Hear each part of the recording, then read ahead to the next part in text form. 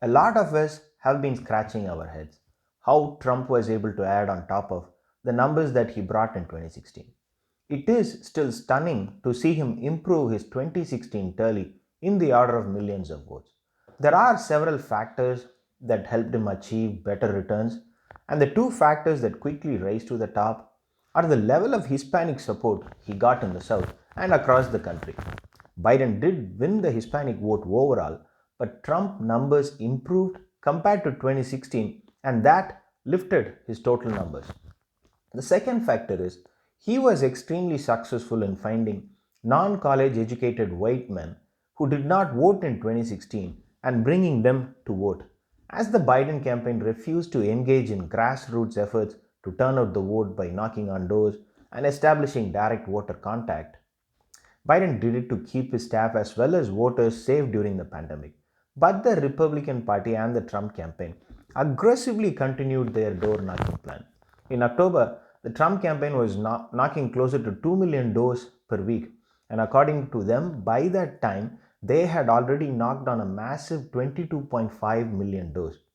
If Biden campaign had released that data, it will be a big surprise if they had done anything more than 100,000 doors. Even then, it would have done only by either local leaders or it must be a decision taken by local candidates to talk directly to the people. Biden campaign kept their efforts largely to TV and phone calls. It was a virtual effort and in complete contrast to what Trump campaign did. Now this 2 million doors the Trump campaign knocked every week, they would not have knocked on the doors of families they knew for sure are going to vote Republican. They would have knocked only on people who they think are leaning Republican and people who are their demographic but not very inclined to vote. Trump brought in thousands of white non college educated men who did not vote in 2016 to vote in 2020. The increase in turnout is one big reason why he did not lose by a landslide. One of my biggest worries for the two Georgia Senate races is what the Democratic Party in Georgia is willing to do. And will they continue the Biden playbook of virtual reach out, or are they going to readjust to the reality that Republicans are definitely going to directly reach out to millions of voters in the state of Georgia before January 5th? Now, the Democrats have confirmed they will engage in grassroots efforts to turn out the vote and they will directly engage the voters. In other words, they are going to knock on the doors. This effort, as they say, will be coordinated between the two Senate campaigns and they are saying that they will follow strict health guidelines created in consultation with an epidemiologist. Stacey Abrams did a great job in turning out African American voters in the state.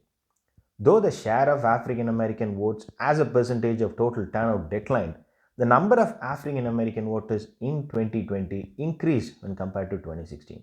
The reason the share declined was because other races increased their turnout at a much higher rate.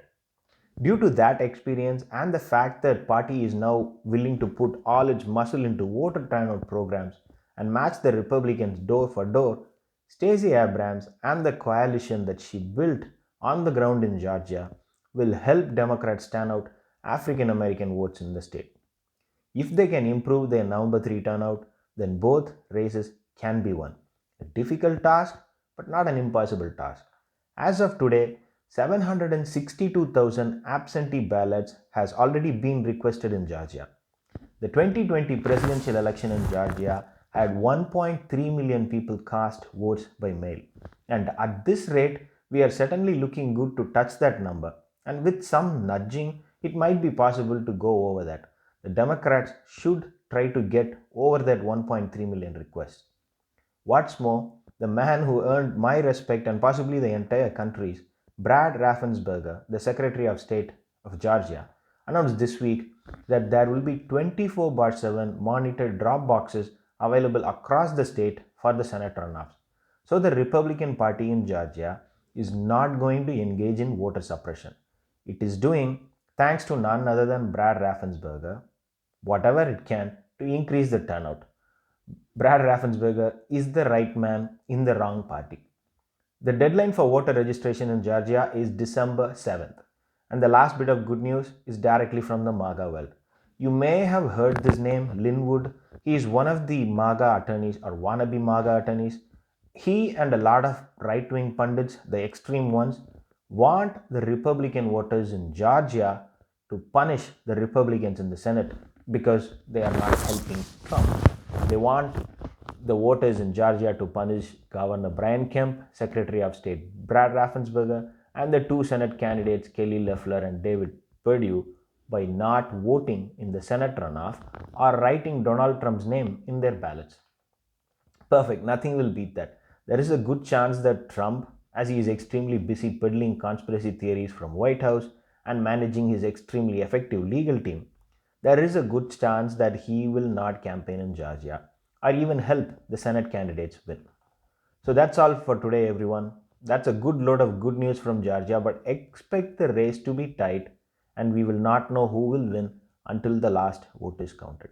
Thanks for watching. Please subscribe, and that's the only way this channel will grow. Otherwise, it's going to be stuck in the mud for a long time. Thank you.